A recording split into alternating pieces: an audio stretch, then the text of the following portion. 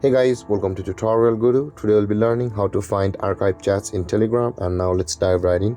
Now to find archived chats in Telegram, first open up your Telegram app on your phone.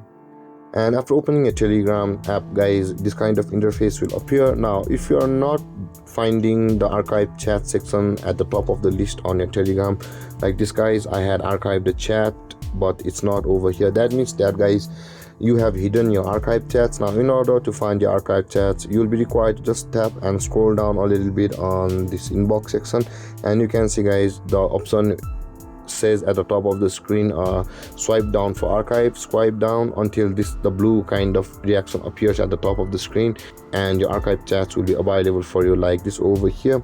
Again, if you go back, scroll down or do this, guys, that won't be available. If you scroll it up and try to view your archive chats, it won't be available over here.